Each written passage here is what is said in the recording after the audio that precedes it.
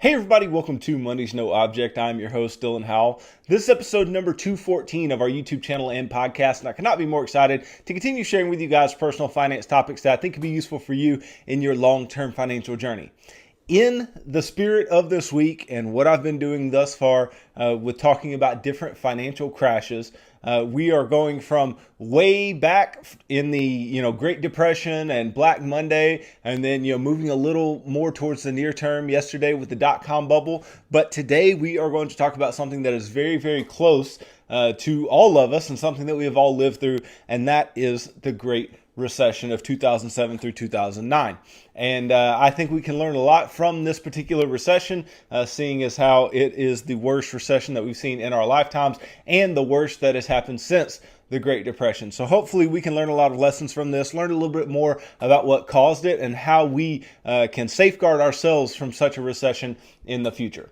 Before we get started though, if you could go down below, hit the big red subscribe button, like this video, leave me any feedback in the comments down below, and I'll be sure to respond to anything you leave down there. If you're listening on Apple or Spotify podcasts, be sure to subscribe and leave me a review on either one of those platforms.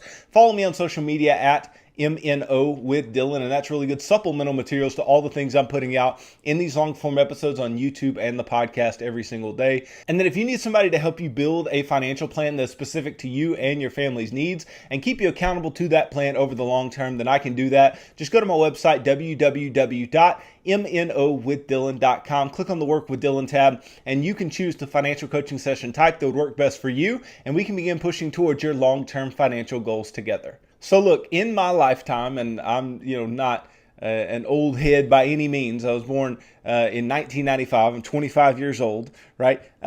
In my lifetime, there have been three major bear markets. There have been three major times when the stock market has dropped a lot, and these are called crashes, right? We have talked about financial crashes and stock market crashes before, but these crashes were the dot-com bubble, which we talked about yesterday, the Great Recession, which we are talking about today, and then the coronavirus pandemic, which we are just making our way out of, which we will talk about again tomorrow. And that's the first one that I've actually invested through, was the coronavirus crash. Okay, but we talked about the dot-com bubble. Let's talk about the Great Recession. Now, a lot of people are still to this day very scarred by the Great Recession. It changed the way a lot of people acted. It changed the way a lot of people invested. It changed the way a lot of people dealt with their finances, and sometimes for the better, sometimes for the worse. But it absolutely changed our behavior as a society, and it changed the way we thought about our governmental institutions, which are in charge of keeping us out of this type of financial turmoil. But it is nonetheless something that we need to be learning about, that we need to understand how it occurred. We need to understand what the root causes were, and then we need to understand how we can keep ourselves from being severely impacted by something like this ever happening again. Because if there's something you take from this week, hopefully it is that crashes are going to occur, and financial crises are going to occur, and recessions are going to occur. But the true question is, how are you going to set up your financial life to where it is as recession proof as possible? How are you going to live your financial life where you don't have to worry about where your next dollar comes from, or you don't have to worry about how much income you make, or you don't have to worry about paying debts because hopefully you don't have any debts, or you don't have to worry about the home that you live in being foreclosed upon. You don't have to worry about things if you build a strong financial foundation for yourself. So I want us to learn from these negative events so that we can better recession proof our life. Okay, so what can we learn from the Great Recession? Well, the Great Recession was the sharp decline of economic activity during the late 2000s, right? It's considered the most significant downturn since the Great Depression. The term Great Recession applies to both the U.S. recession, officially lasting from December 2007 to June 2009, and the ensuing global recession in 2009. So this was not just a domestic event. This wasn't just something that occurred within the United States. This was something that became worldwide because the entire world economy was very entrenched in some of the things that caused this very, very large recession. The economic slump began when the U.S. housing market went from boom to bust, and large amounts of mortgage-backed securities, or MBSs, which we'll talk about here in a little while, and derivatives lost significant value.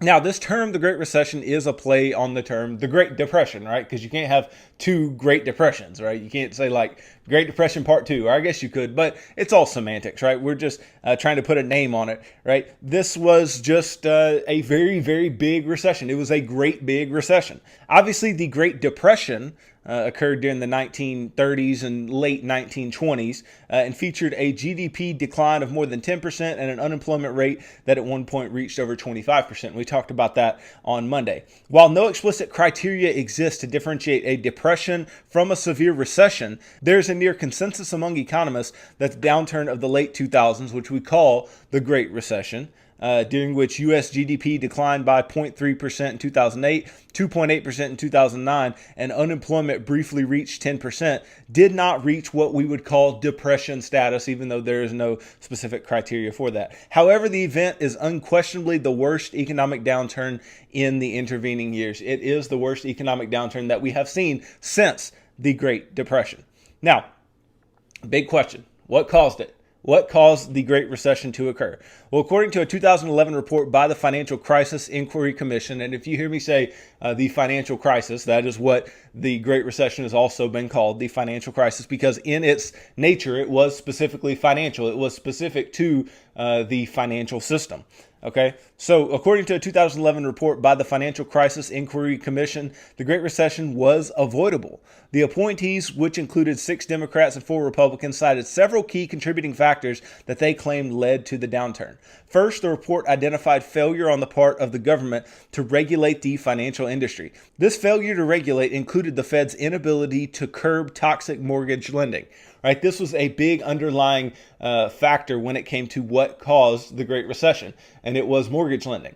And anybody who has never really done any study on the Great Recession or doesn't really understand what occurred, one of the best things that you can do, there's a book that I've read. It's called Too Big to Fail by Andrew Ross Sorkin. Very, very good book that goes through all of the events surrounding the Great Recession. And then the movie The Big Short is actually quite accurate when it comes to something that has such high-level stars in it. It has Ryan Gosling and Steve Carell, has Christian Bale, all those big actors in that movie, and it's an awesome movie, right? But it tells a story of something that actually happened. Brad Pitt's in that movie as well, but nonetheless, right? But that's something that you can go watch. And Too Big to Fail is a book that you can go read to learn more about what went on in the days leading up to this Great Recession, and in the months leading up, the years leading up to this Great Recession, and then what happened when it actually occurred. But we'll jump into some of those things in today's episode, but it's just limited time on the podcast, limited time on this show, but those things are a little more in-depth. It can help you to learn a bit more. So this mortgage lending that was very toxic, the reason that it was toxic in the first place was because mortgages were being given to people who shouldn't have gotten mortgages, right? What do you have to do to have a mortgage? You have to have some proof of income, right? They talk about that all the time. They ask you for proof of income 17 times in order to make sure that you have what you have, and they want to see the assets that you own and the balances in your bank accounts and all those types of things. They want you to have a good credit score, right? Meaning that you are credit worthy. And we've talked before about how the credit score is not the end-all be-all, but if you have a bad credit score, there's a reason that you have a bad credit score. You have a bad credit score because you have proven not to be credit worthy in the past, okay? So you have to have a good credit score, all these types of things. But in 2005, 2006, 2007, there was a lot of lending going on that didn't really conform to these standards of proper lending, right? They weren't giving mortgages just to people who had higher credit scores. They weren't giving mortgages just to people who had, the proper down payments and the proper incomes and the proper, financial situation at hand. They weren't just giving mortgages to those people. They were giving mortgages to just about anyone. And they had these ninja loans, right? No income, no job applications. And these meant that even if you didn't have income or a job, then you could still get a mortgage. And this all came on the back of the fact that the Bush administration wanted to encourage people to buy houses. They wanted to encourage people to have a home and to be homeowners and have a home to live in and to own. They wanted that, but there were some very negative consequences to this type of policy and to this type of thing that the Bush administration was trying to do at the time, right? So there was this toxic mortgage lending going on. Next, there were too many financial firms taking on too much risk.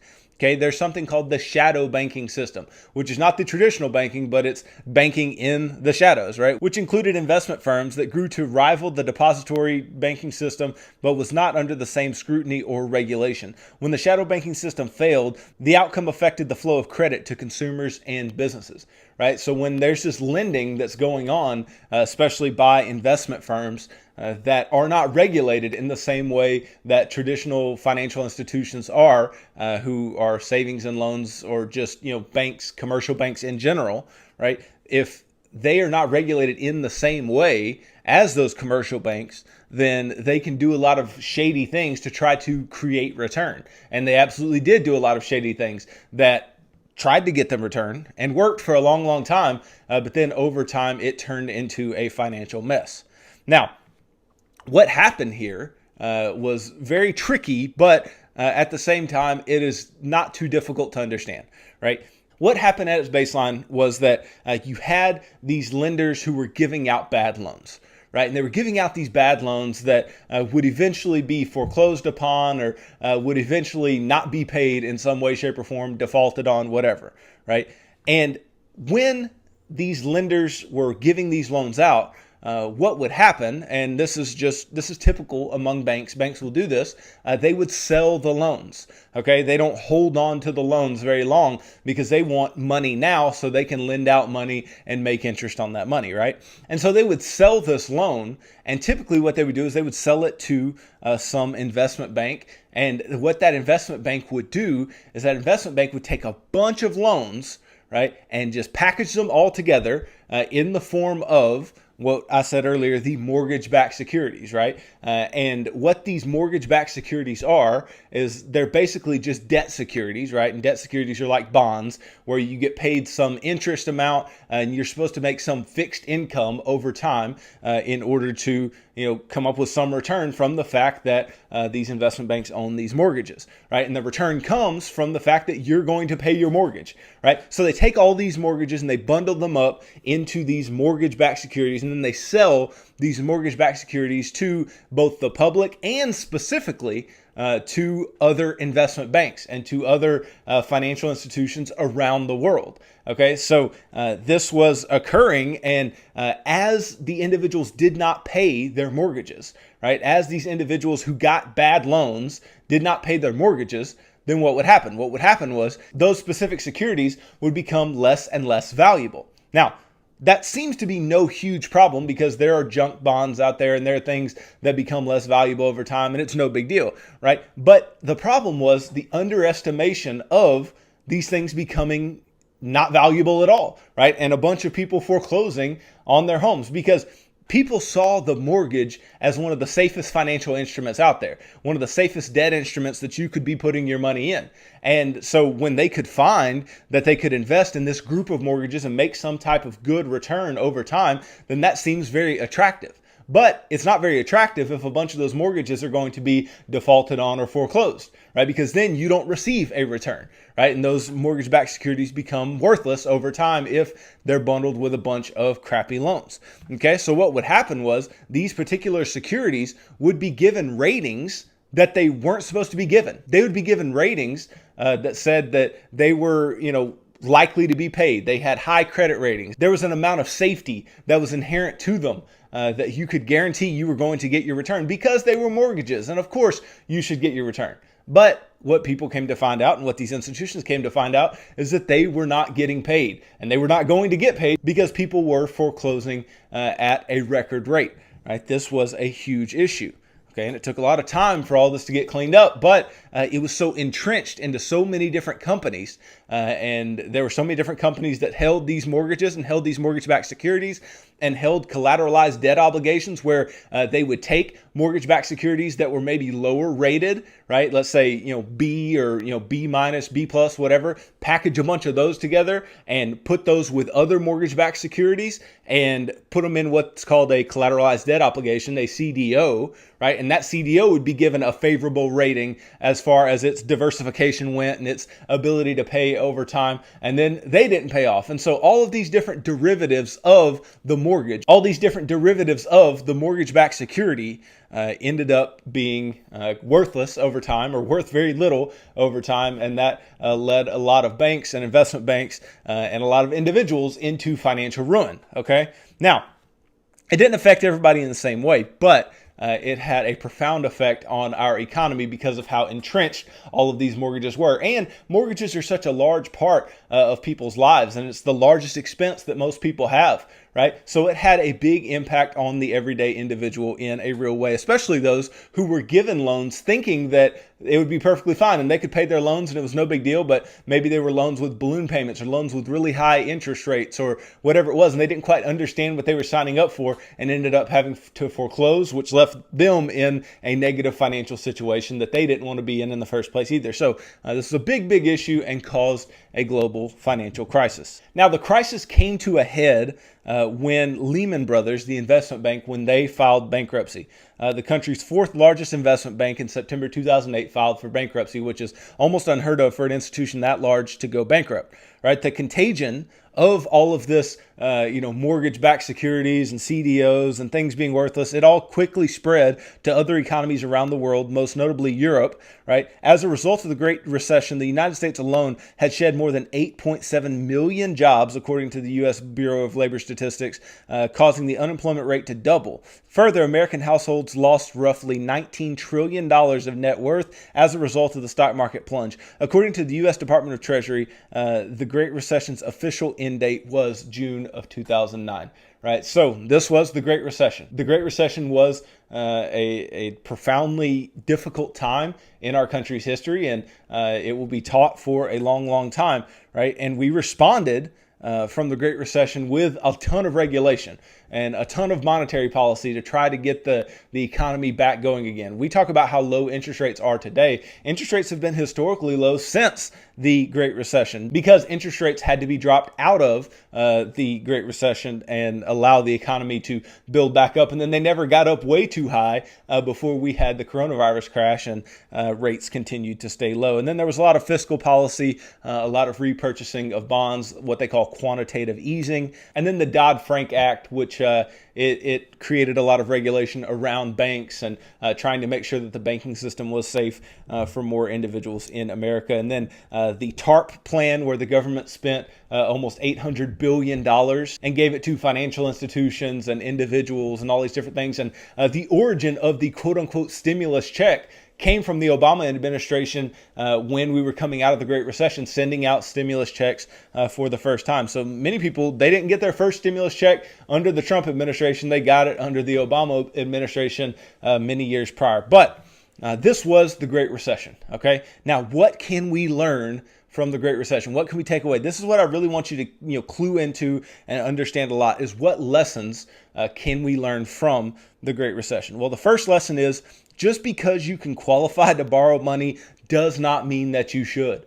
Okay, just because somebody can give you something at a certain rate does not mean that you should take it. Right? A lot of people, they found out that they could qualify to own a home, and so what did they do? They went and they took out loans to own a home, regardless of the interest rate, regardless of the amount that they were borrowing, regardless of their ability to repay, which was a huge, huge issue, the ability to repay. They didn't have an ability to repay, and yet they took out the loans anyway. And so contrary to claims about the Great Recession, right, loans that were made, right, these mortgage loans weren't just made to low-income minority borrowers. By 2007, 61% of the subprime loans, subprime meaning below prime, meaning worse than prime, meaning that these people are getting higher interest rates on their loans, right? 61% of subprime loans packaged by Wall Street were to borrowers with good credit scores.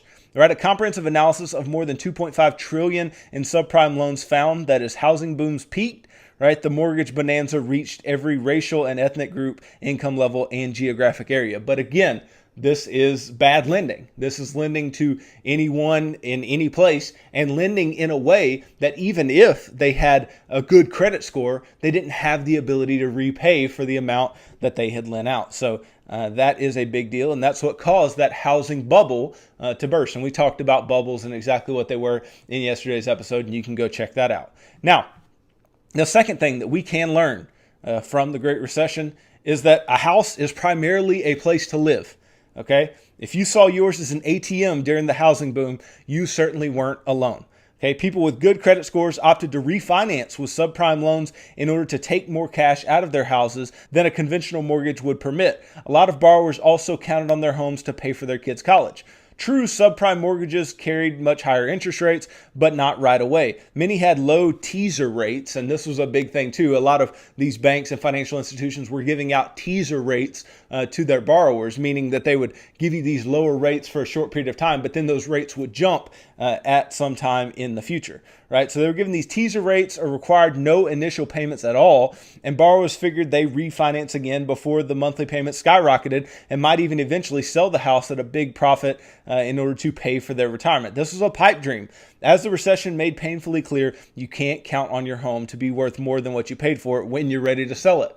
Okay, this is why we try to get our house paid off. Okay, we want our house to be paid off as a part of the financial action plan, because even your house, even something that seems so safe and so benign, it can hurt you, right? If you make bad decisions about it, if you're taking equity out of it, if you're taking out a second mortgage or refinancing or whatever, you can run into issues when it comes to your home. And easy money typically turns into a bubble, and easy money typically turns into a crash eventually, okay? So your house should be viewed as a place that you live and not some place where you can take money out. You don't need to pay for your kids' college out of your home. You don't need to pay for your retirement out of your home. You need to pay for those things by investing in the way that I call you to do so in the financial action plan. So a house is primarily a place to live, and it is not an ATM. Now, the third lesson that we can learn from the Great Recession is that stock prices can keep falling for a very long time. Okay.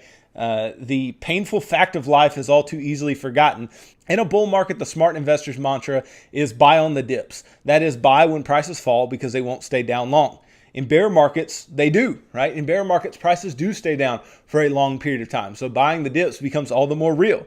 Between October 2007 and March 2009, stocks plunged 57% down a seemingly bottomless hole, right? The stock market fell for a year and a half.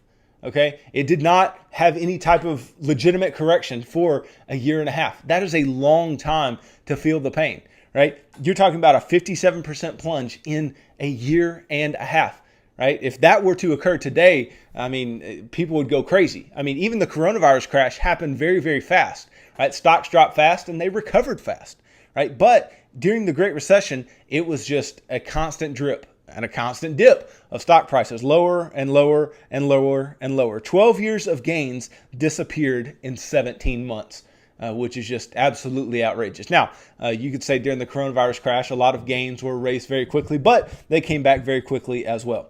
The big challenge in such a market is resisting the overwhelming impulse to join the stampede for the exit.